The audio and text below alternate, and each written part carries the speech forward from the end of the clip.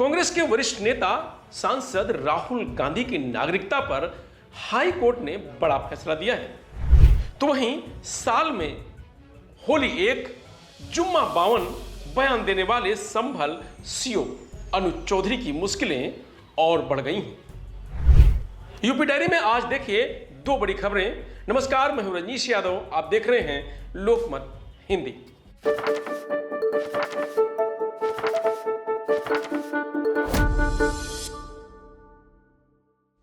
UP के संभल जिले में सीओ अनुज चौधरी के 52 जुमे और एक होली वाले बयान को लेकर फिर से शुरू हुई जांच में पूर्व आईपीएस और आजाद अधिकार सेना के राष्ट्रीय अध्यक्ष अमिताभ ठाकुर ने संभल पहुंचकर बयान दर्ज कराए हैं।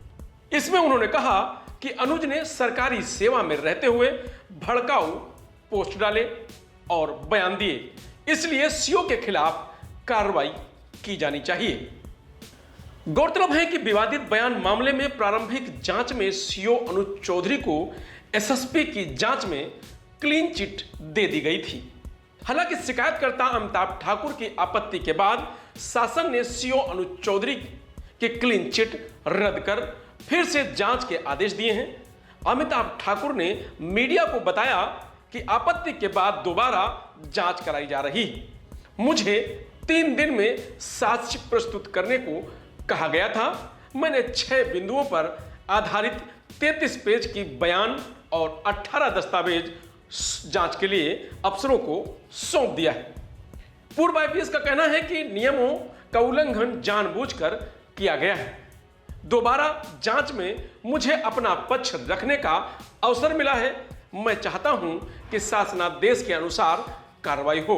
अगर मेरे आरोप प्रमाणित होते हैं तो नियमों के अनुसार कार्रवाई की जानी चाहिए। सीओ अनुज चौधरी को क्लीन चिट दिए जाने के बाद मेरी शिकायत पर शासन ने जांच की है। अब उन्हें चंदौसी सर्किल ट्रांसफर कर दिया गया है। यह प्रशासनिक ट्रांसफर है क्योंकि आदेश में कहीं नहीं लिखा है कि यह दंडात्मक है। अनुज चौधरी के बयान का सीएम योगी के समर्थन वाले बयान दिए जाने पर अमिताभ ठाकुर का कहना था कि मुख्यमंत्री ने यह बात एक निजी कार्यक्रम में कही थी। उस समय वह भाजपा नेता के रूप में बोल रहे थे, सीएम के रूप में नहीं। हालांकि किसी भी मुख्यमंत्री या गृह मंत्री को नियमों और कानूनों के अनुसार आचरण करना होता है। मैं इसे मुख्यमंत्री का औपचारिक वक्तव्य नहीं मानता हूं। सीएम योगी आदित्यनाथ का व्यक्तिगत विचार मानता हूं। दरअसल संभल के एसएसपी श्री चंद ने 29 अप्रैल को पत्र जारी कर अमिताभ ठाकुर को 3 दिन के अंदर साक्ष्य और बयान देने को कहा था। इस बीच सीओ अनुज चौधरी का ट्रांसफर संभल से चंदौसी सर्किल कर दिया गया है। अमिताभ ठाकुर का शिकायत में तर्क था कि पुलिस सेवा आचरण नियमावली का उल्लंघन अनुज चौधरी ने किया। तो वहीं इलाहाबाद हाईकोर्ट की लखनऊ बेंच ने राहुल गांधी को ब्रिटिश नागरिक बताने वाले केस को बंद कर दिया है। कोर्ट ने कहा कि राहुल की नागरिकता की रिपोर्ट केंद्र सरकार पेश नहीं कर पाई। कोर्ट ने कहा कि केवल रिपोर्ट के इंतजार में याचिका को लंबित नहीं रखा जा सकता है। जब भी रिपोर्ट केंद्र सरकार को प्राप्त होती है तो याचिकाकर्ता को उसकी एक प्रति उपलब्ध कराएं और उसे कोर्ट में भी प्रस्तुत करें। केंद्र सरकार के वकील ने कहा कि यह मामला 2 देशों के बीच की संवेदनशील जानकारी से जुड़ा है। संबंधित देश को कई रिमाइंडर भेजे जा चुके हैं, लेकिन अब तक कोई जवाब नहीं मिला है, इसलिए कुछ और समय दिया जाए। कोर्ट ने कहा कि फिलहाल इस याचिका की सुनवाई पूरी की जा रही है। याचिकाकर्ता यह स्वतंत्र है कि वह नागरिकता से संबंधित किसी भी अन्य फोरम या कोर्ट में याचिका दाखिल कर सकता है। 21 अप्रैल को हुई सुनवाई में additional solicitor general Suryabhan Pandey ने केंद्र की ओर से स्थिति रिपोर्ट पेश की, लेकिन कोर्ट ने उसे अपर्याप्त मानते हुए सख्त टिप्पणी की। यह मामला राष्ट्रीय महत्व का है, देरी नहीं चलेगी। कोर्ट ने केंद्र से पूछा कि राहुल गांधी भारतीय नागरिक हैं या नहीं, 10 दिन में स्पष्ट कीजिए। हैरानी की बात यह रही कि राहुल गांधी की ओर से कोई वकील अदालत में पेश नहीं हुआ।